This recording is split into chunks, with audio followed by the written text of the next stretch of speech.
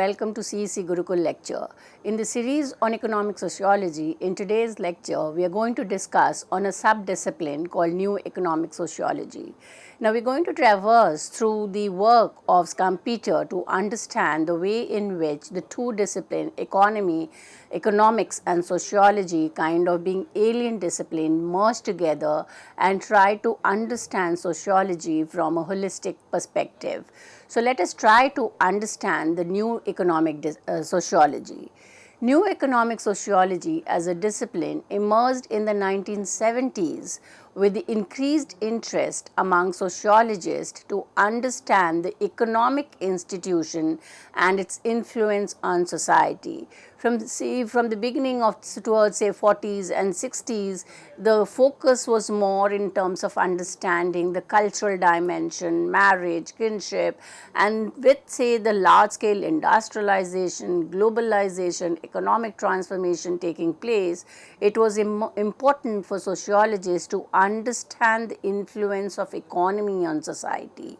So, in that sense, we see that it is not only sociologists who made a contribution, but it is both economics and sociology that have played important role in the creation of this sub-discipline called economic sociology.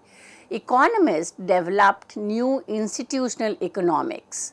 The main idea was to explore the emergence and functioning of economic institutions with the help of microeconomic theory. So, the focus of the economist was to understand institutions say market, state, and they were trying to understand at a micro level to understand the functioning, the changes that was taking place with the respect of understanding how the institutions were getting transformed.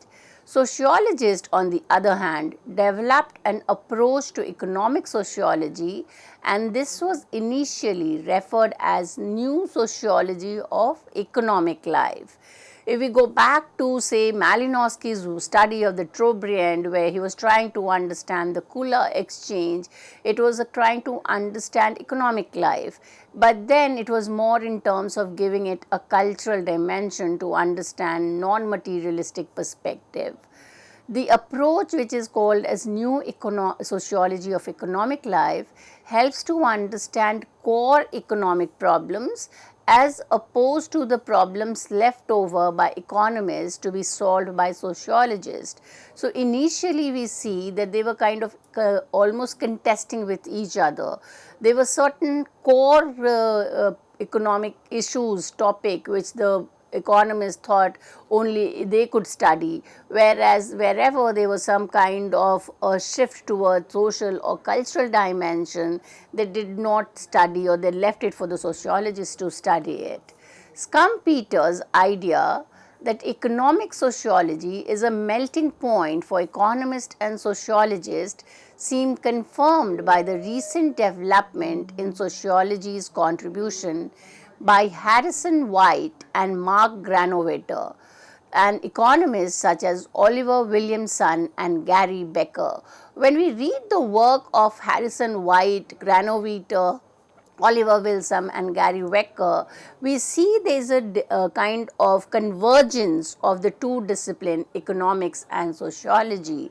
If you look into Gary Becker's study of the evolution of the family, he gives us a materialistic understanding of the transformation which has taken place from a traditional family to a modern family. Now, to get a clear understanding of the meaning and domain of economic sociology, we will refer to the work of Schumpeter, and the title of his work is The History of Economic Analysis. In this work, Schumpeter makes a distinction between economic theory, which is the analysis of economic mechanism, and economic sociology, which implies analysis of economic institution. According to Schumpeter, the history of economic analysis can be divided into different phases. The first phase of the development of a building of a relationship between economy and sociology started way back with the Greek, and ends with in the 1790s with the work of Aristotle, Cantillon and Adam Smith. Aristotle looked at slavery, property and the state, while Cantillon tried to introduce class struggle in economic analysis and the role of the market in the emergence of modern city. Schumpeter was not impressed by the work of Adam Smith, as he thought that Adam Smith exaggerated the importance of the division of labor. Little progress was made in economic sociology, according to Schumpeter, since most economists took existing economic institutions for granted.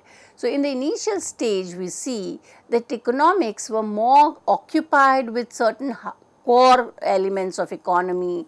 Most of the time the analysis were around the market, around products which were sold and exchanged, around the whole idea of transactions, and therefore a lot of non-economic aspects were kind of neglected or left behind. And this was mainly true of the British economists who were influenced by the utilitarian theory. The utilitarian theory would argue that we need to understand everything from the perspective of a utility. Any product could have an utilitarian value and therefore become significant for economic analysis. Utilitarianism had a negative impact on economic sociology, described as a complete failure, as it rationalized competition among individuals and negated social institutions. So, the rationale behind people competing was kind of considered as something which would have a utility. It would kind of, people would take part in a competition because they could see an end. And if therefore other non-material factors like cultural value, emotions were kind of neglected. The classical economist was the second stage of the history of economic analysis, where they assumed that the state should not interfere in the economy. The classical economist also ignored the impact by the nation state and by social class on the economy. So, nation state, class, they were all kind of considered as not relevant for understanding the changes that were taking place in the economy.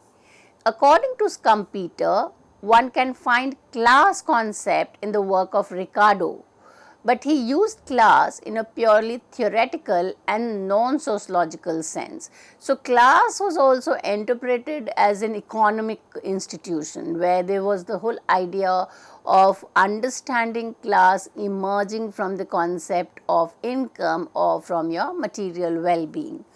One of the greatest mistakes of these economists, that is the classical economists, was to develop a sociological concept of class. They did not work out a theory of class and then insert into economic sociology. Rather, they simply turned the social grouping known to the popular minds into categories for economic analysis. And one of the most important sociologist or philosopher who comes to our mind when we think of the concept of class, especially a class which is understood from a materialistic perspective, is no other but Karl Marx. According to Schumpeter, the only sociologist during this period who was both good as economist and sociologist was Karl Marx. Karl Marx made two important contributions to economic sociology. First, his concept of social class and his theory of how economic factors influence social and structural social attitude. For Schumpeter, Marx's economic interpretation of history and considered it as one of the greatest individual achievement of sociology.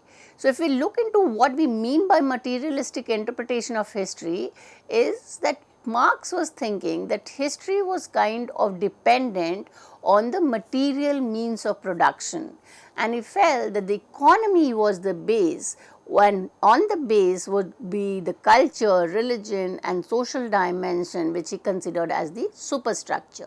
So, for Marx, whatever changes took place in the means of the production or in the material conditions of life was responsible for the change in the historical period. So, he kind of considers class and especially social class as significant for understanding historical transformation.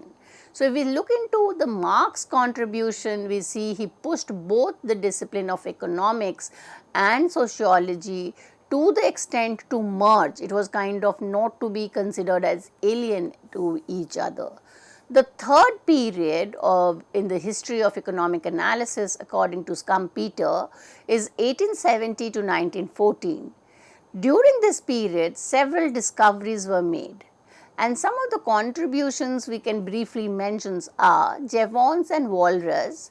They invented the marginal utility analysis. Their work was carried forward by Pareto, Wicksell and Marshall. So, if we kind of look into the contributors, we see coming in from both the discipline of sociology and economic. However, economic sociology did not make much progress during this period, as they carried forward the institutional assumptions of classical economists. And what were the assumptions? The assumption was that they have to concentrate or focus on the material aspect, and the integration of the material and the non-material was still not conceptualized. As a result, nation remained amorphous. Agglomeration of individual and social classes were not living and fighting entities, but were economic labels. So, whatever they saw in terms of whether it be nation, whether it be the class, it was only interpreted from a materialistic perspective. The fourth phase in the history of economic analysis is what Schumpeter terms as American institutionalism. It was in the period of 1870 and 1914 that American institutionalism was born. The three founders were Thorstein Veblen, whose theory of leisure class, theory of the firm and imperial Germany. The second was Wesley Clare Missel, and he gave the theory of finance and business cycle. The third was John R. Commons, who worked on law and labor. So, if we look into the sociology of labor, try to understand the market, we need to understand the wage structure. So, labor is kind of gives us a good area where there could be a merging of the economy and sociology. So, despite difference in the area of interest, institutionalism had closer affinity to economic sociology than neoclassical economic theory. The American institutionalist made an attempt to develop much broader type of economic theory, a theory that not only included elements from economics, but also other disciplines like psychology, history and sociology. Veblen, Common and Missel were interested in analyzing change over time, and this was not discussed by earlier theorists.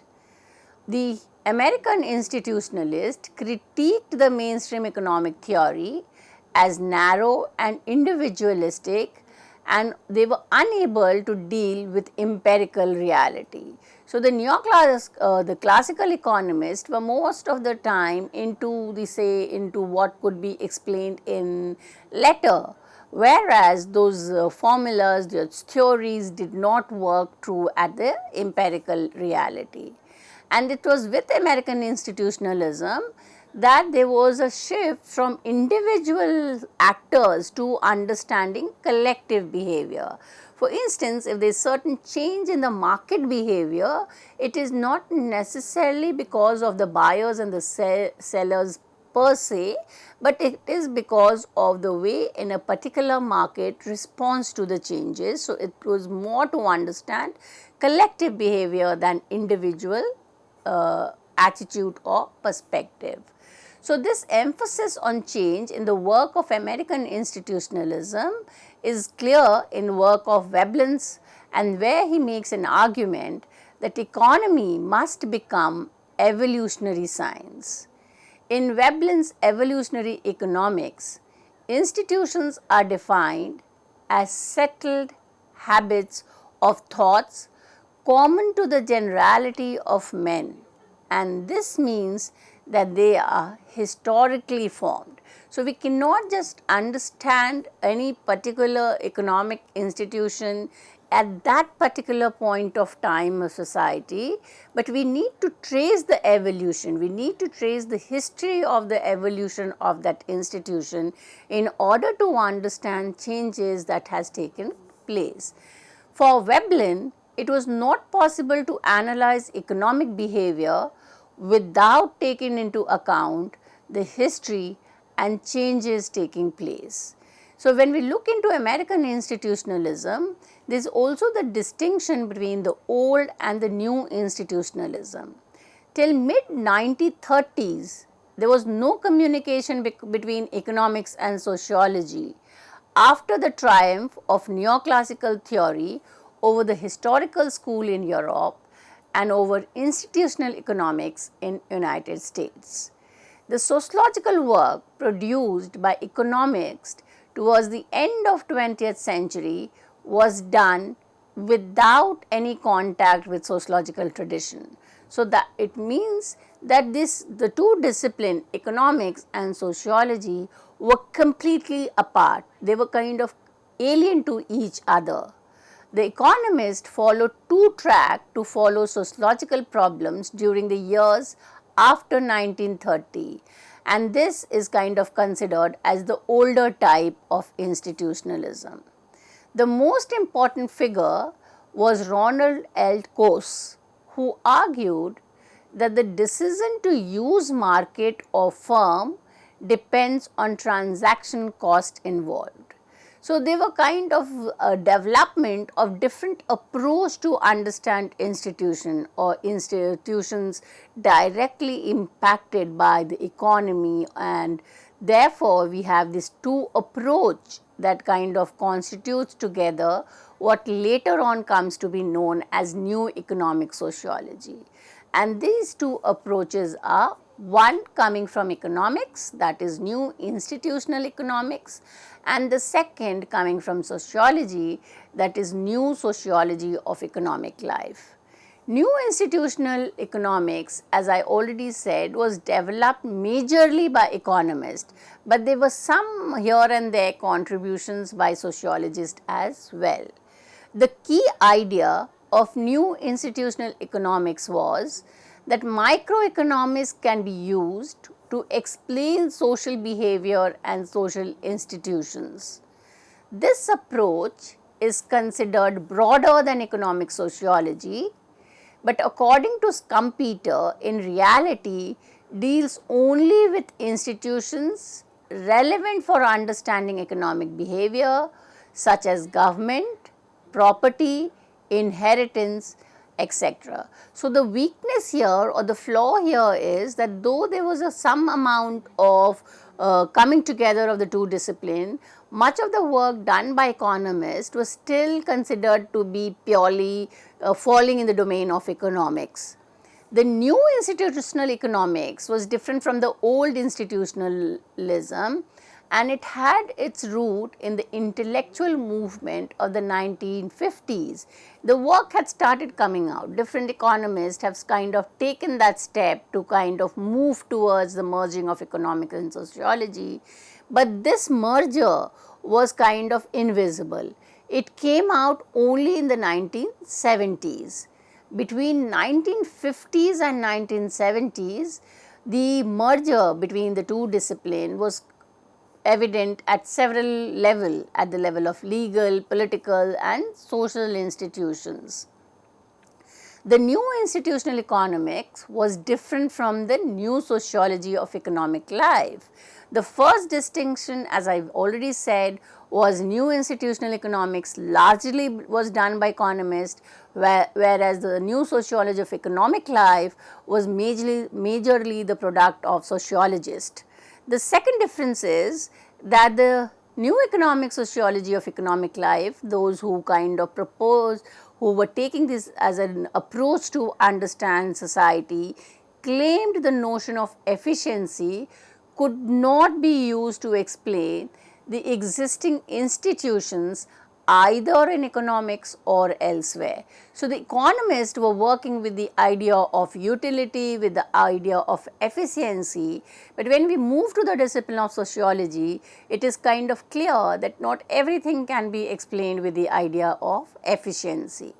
Sociologists were, however, slower than economists in responding to the challenge of a new division of labor between economics and sociology. So, the disciplines were different, the domains were different. So, how do they kind of understand or arrive at a consensus in terms of what were the areas to be studied by economists and what could be those that had to be done by sociologists? So, in this field, the economists were kind of more outward, and they were quite clear in terms of what was the subject domain of the economist.